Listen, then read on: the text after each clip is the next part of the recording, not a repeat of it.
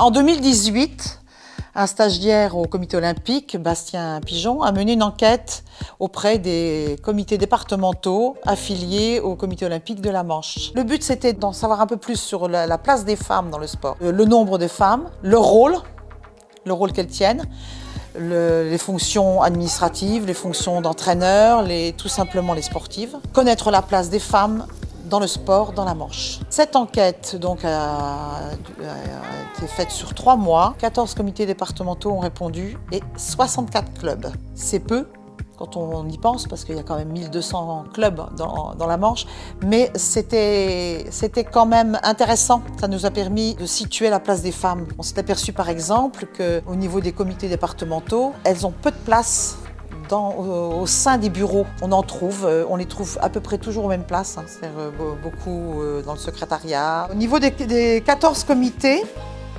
ça représente 169 personnes dans les bureaux des comités départementaux et on a seulement 46 femmes. On proposait dans cette enquête de mettre en place, alors pas cette année parce que ça demande quand même une préparation, de mettre en place un label.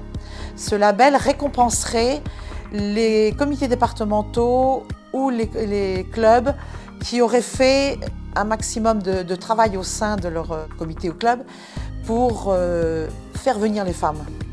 Alors, il y a eu des actions de menées, hein.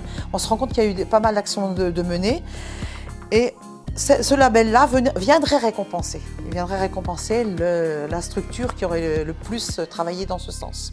C'est une reconnaissance.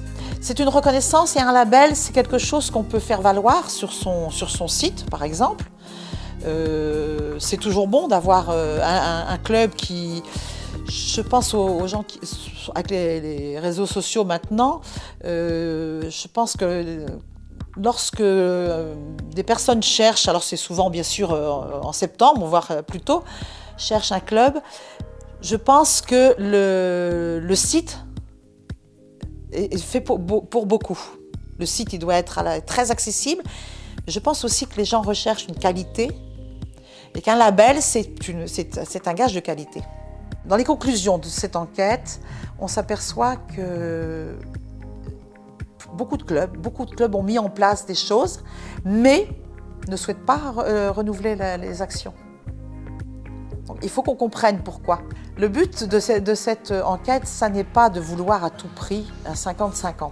C'est pas notre objectif. L'objectif, c'est d'essayer de comprendre pourquoi les femmes ne sont pas plus dans les clubs, y compris en tant que pratiquantes. Il y a des raisons. Je pense que certaines sont assez faciles à identifier.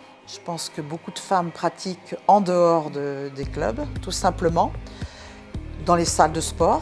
Mais aussi, je crois qu'il y a beaucoup de plus en plus de personnes qui font du sport indépendamment, en autonomie totale. Les raisons, elles sont diverses. Ce n'est pas forcément financier. Je pense aussi que c'est une liberté qu'elles ont.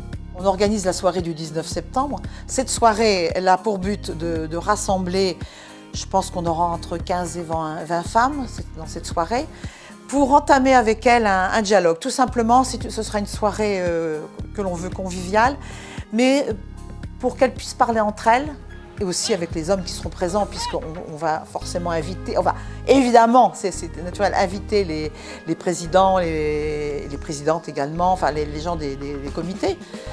Et ce que nous espérons, c'est avoir un échange qui nous permette peut-être de comprendre, de voir comment ces femmes sont arrivées à faire tout ce qu'elles font. Moi, ce que je voudrais surtout, c'est que cette soirée-là, elle rassure les femmes et que celles qui seront là puissent transmettre dans leur club, dans leur comité, leur dire que oui, on peut intégrer un comité, on peut intégrer un club, on peut aider, on peut prendre parti un petit peu de ce qui s'y fait, sans pour ça y laisser trop de temps et trop d'investissement.